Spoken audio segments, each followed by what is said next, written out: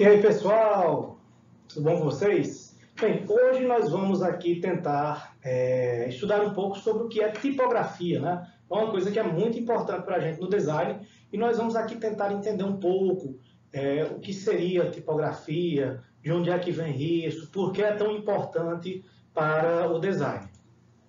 Tipografia, na verdade, é uma palavra que vem do grego, né? Que significa escrita dos tipos, vem de tipo, grafém é escrita dos tipos, né? Ou escrita com tipos. Mas o que é isso mesmo? Na verdade, a tipografia é uma composição textual. Então, é compor um texto onde a gente vai usar os símbolos alfabéticos, símbolos de numerais, pontuações diversas, certo? De forma que eu consiga reproduzir esse texto várias vezes, minimizando o esforço e o custo. Então, a tipografia é nesse sentido, reduzir esforço e custo, mas aí ela vai ter um lado do design, que é isso que a gente vai tentar abordar um pouco aqui, certo? A tipografia, na verdade, ela vem tentando substituir um pouco como era a escrita antiga, como, por exemplo, se escreveu antigamente nas tábuas de argila, não é isso? E aí a gente tem vários exemplos, nos papiros também, que tudo era escrito à mão, e até em algumas peças de decoração artística, que tudo era escrito à mão antigamente, não é isso?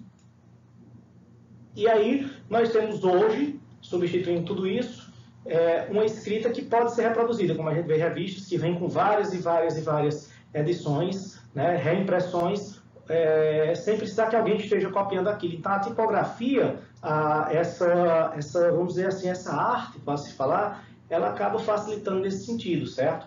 Então a tipografia, na verdade, ela é justamente quando a gente utiliza tipos, que a gente vai ver o que são tipos de moldes, para fazer com que o texto seja reproduzido de forma a minimizar esse custo, esse esforço de produzir esse texto.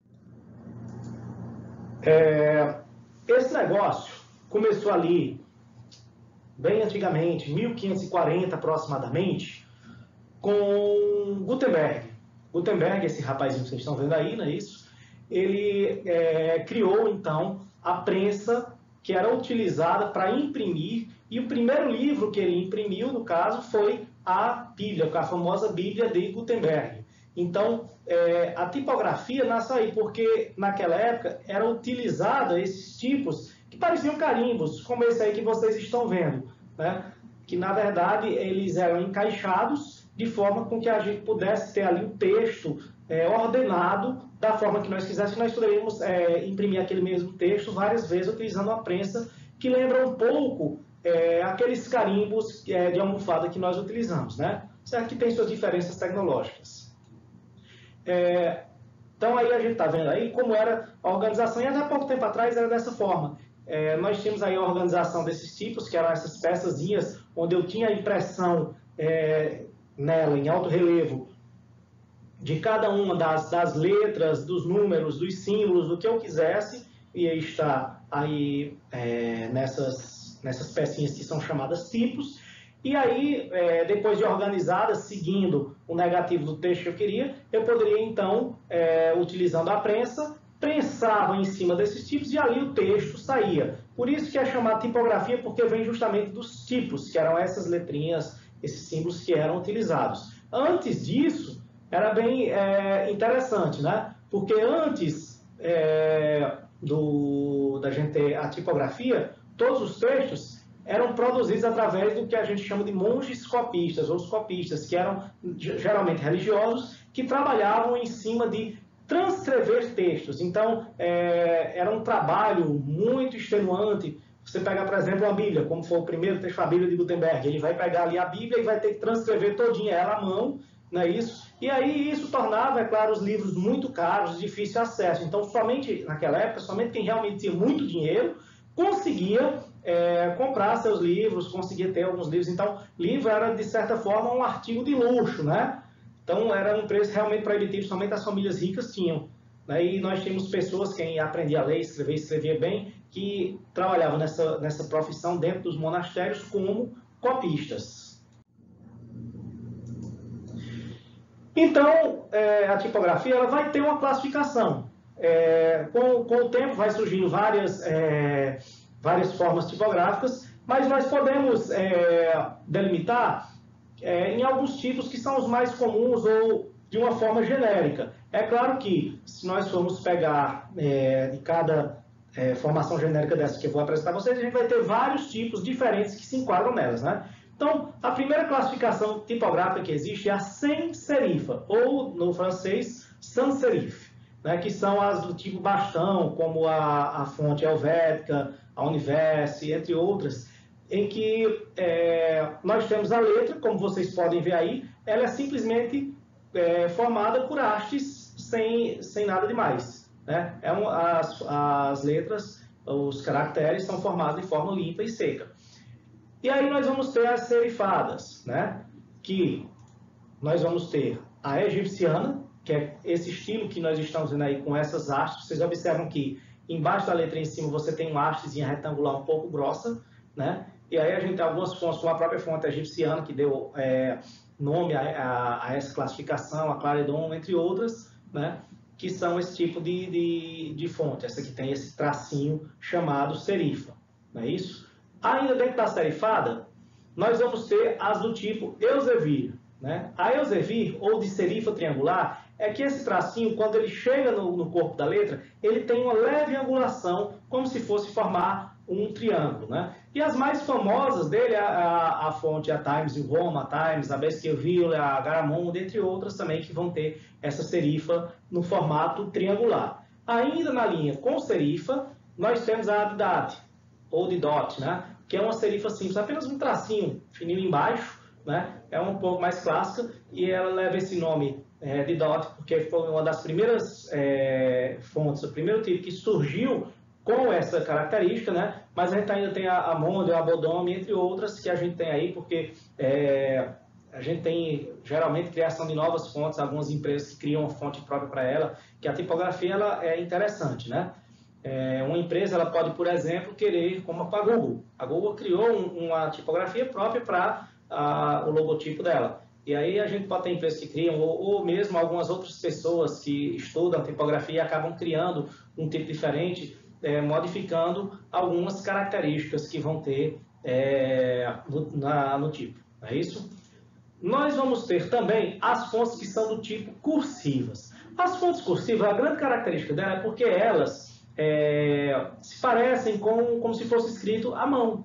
Né? Então, por isso que é chamado de cursiva, né? Que é tanto que a gente chama as letras cursivas. Né? Então, são essas fontes que como se fossem ali desenhadas à mão e dessa forma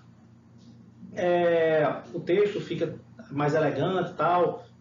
Ou então, às vezes, parece mesmo que é uma coisa bem pessoal devido à utilização desse tipo de fonte. Né? E só que tem que ser utilizada com cuidado, a gente vai ver daqui a pouquinho como é que a gente utiliza essas fontes direitinho, certo?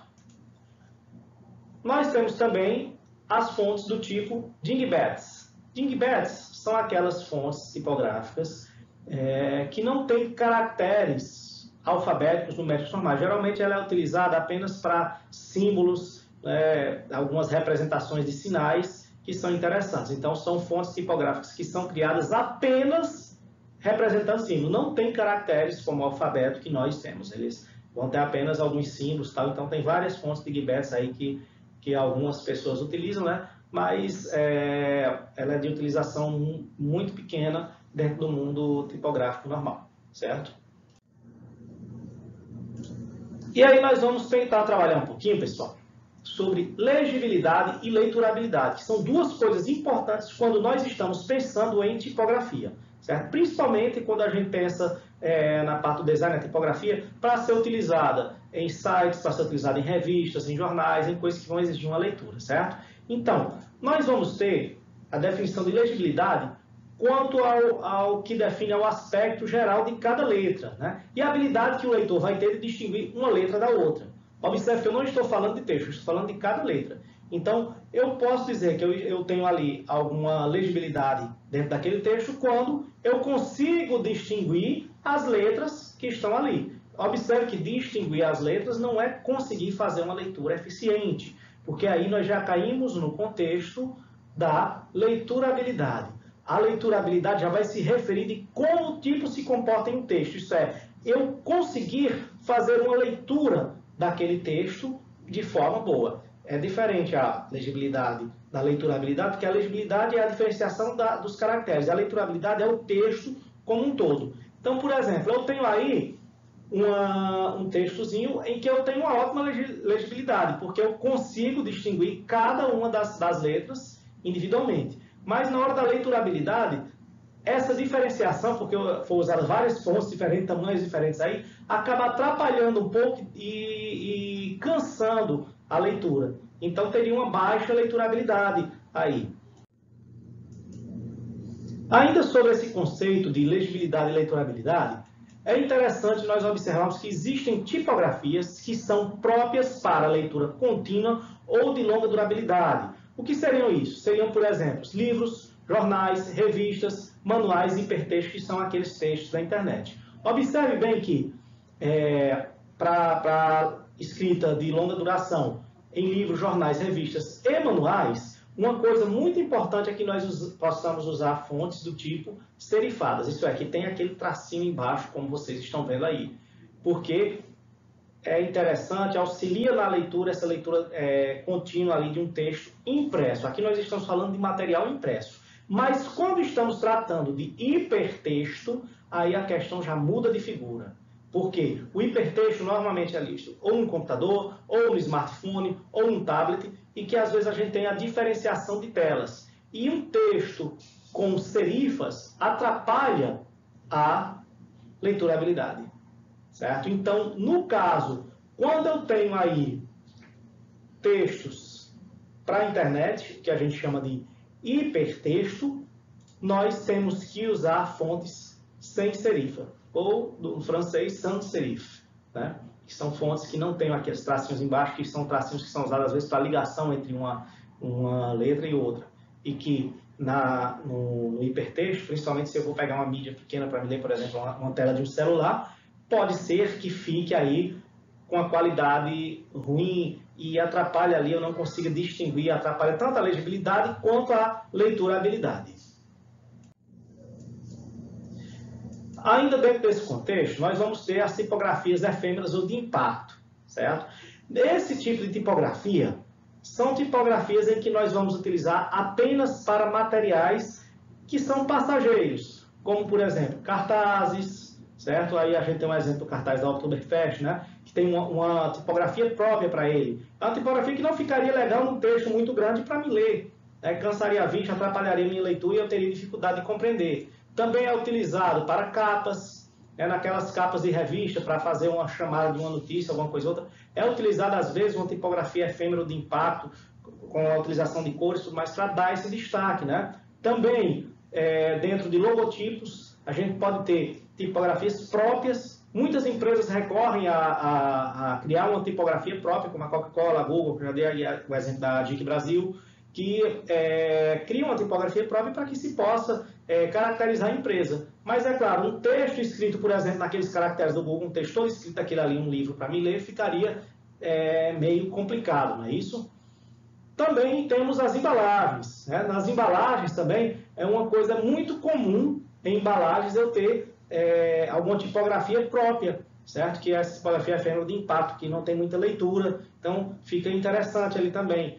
Assim como para anúncios, né? Os anúncios, aqueles anúncios de promoção que a gente vê nas vitrines e tal, então ali é a coisa mais normal do mundo eu ter também esse tipo de tipografia. E por fim, para sinalização. E aí na sinalização é que nós vamos ter realmente essa tipografia efêmera ou de impacto, ok? É muito interessante isso e muito importante a gente entender onde é que a gente pode usar essa tipografia. Por isso, muitas vezes a gente quer fazer um texto e inventar muito e aí não fica muito legal. Então, é muito importante a gente compreender onde utilizar cada uma dessas tipografias. Só que tem algumas outras características que é interessante sobre a tipografia. Uma coisa é o seguinte.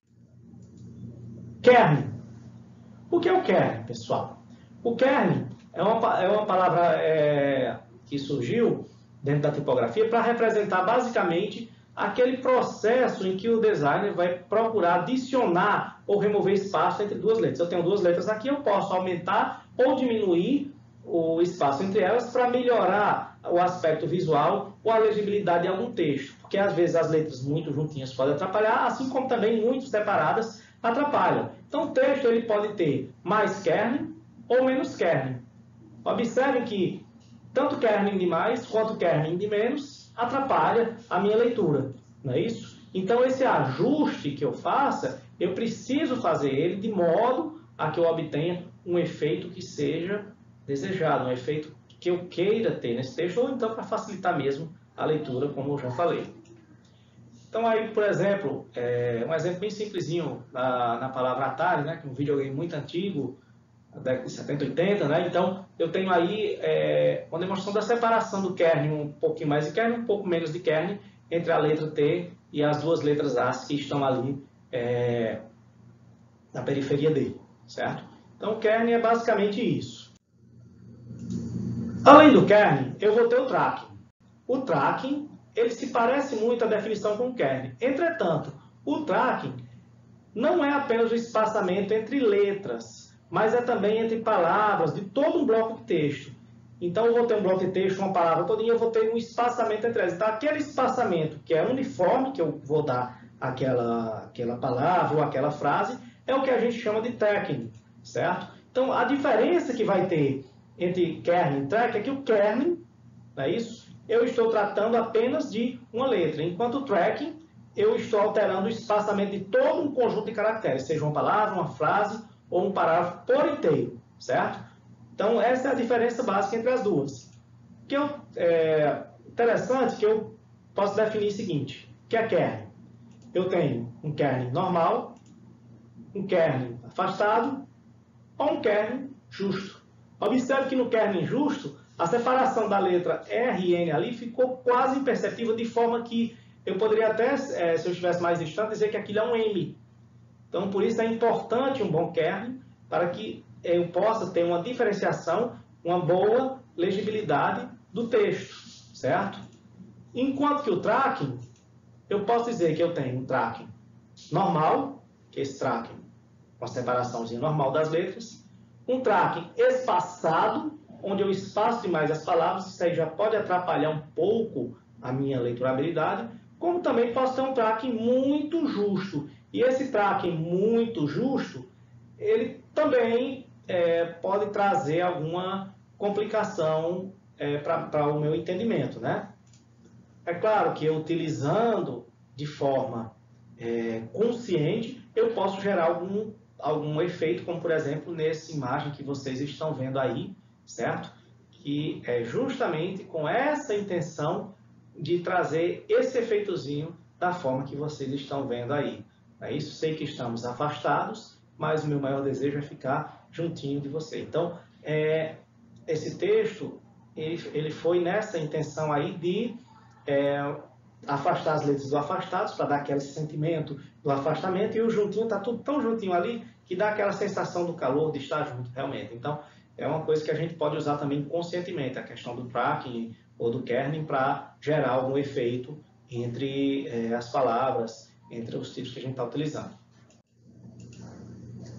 Outra característica simples é o leading, certo? O leading nada mais é que um espaço que é colocado entre duas linhas de texto, que é aquele espaço entre linhas, certo? Que também vai facilitar a leitura. Se eu tendo um espaço interessante, vai facilitar a minha leitura. Também uma coisa espaçar demais atrapalha a leitura, ou junta demais também atrapalha a leitura. Então o leading é uma coisa que a gente tem que observar. É claro que dependendo do tipo de coisa que eu estou escrevendo, ou qual a mídia que eu vou trabalhar esse texto, aí eu vou utilizar mais ou menos leading, dependendo da necessidade.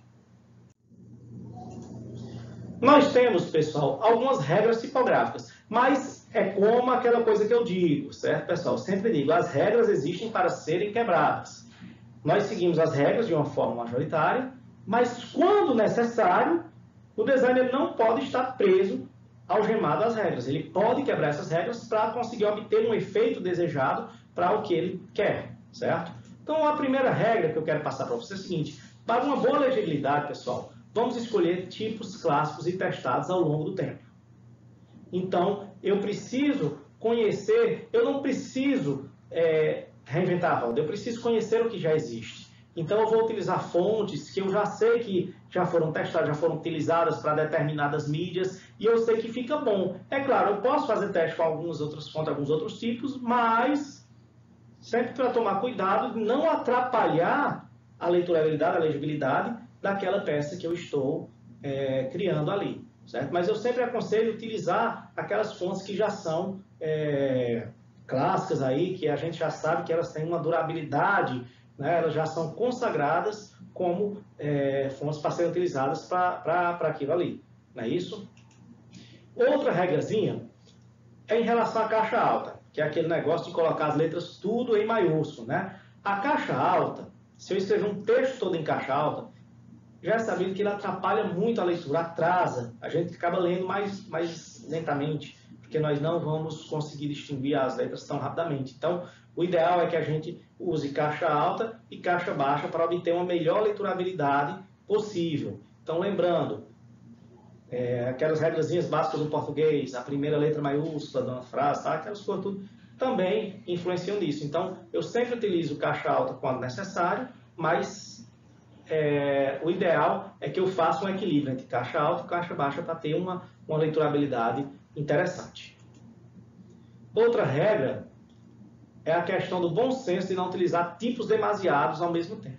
A gente às vezes fica querendo enfeitar demais um texto, uma coisa, uma peça que a gente está fazendo, e aí enchemos de tipos diferentes, achando que aquilo ali vai papocar, que o negócio vai ser uma maravilha. Mas muitas vezes a utilização de tipos diferentes, como vocês podem ver aí no exemplo do texto à esquerda, que nós temos então um texto que está de difícil leitura. Isso eu estou observando e observo que tem algumas palavras, linguagem, exploração ali que estão em uma tipografia diferente e aquilo atrapalha a minha leitura. Enquanto quando eu tenho texto totalmente numa só tipografia, isso facilita bastante para mim.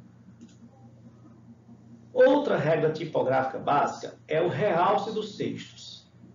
Nós temos assim também, às vezes, no afã de fazer uma coisa, tentar realçar demais o texto. Mas o realce de texto, ela deve ser de forma discricional, sem perturbar muito o fluxo de leitura, certo? Lembrando que no design, aquela regra é de ouro, mas não é sempre o melhor.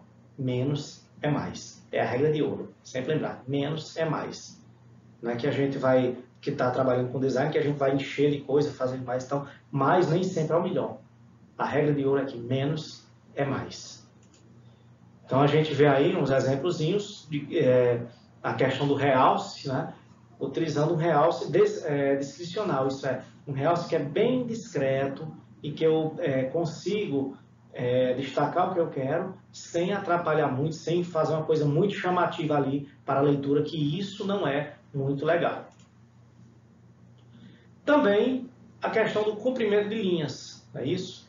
Eu preciso colocar meu texto em um comprimento de linha que eu consiga ter todas as palavras ali, que eu consiga ler melhor aquele texto. Então, fazendo com linhas curtas demais ou longas demais, talvez fique mais complicada a minha leitura. Então, eu tenho que observar para a mídia que eu estou fazendo qual é o comprimento adequado para não prejudicar o processo de leitura daquele texto que eu estou.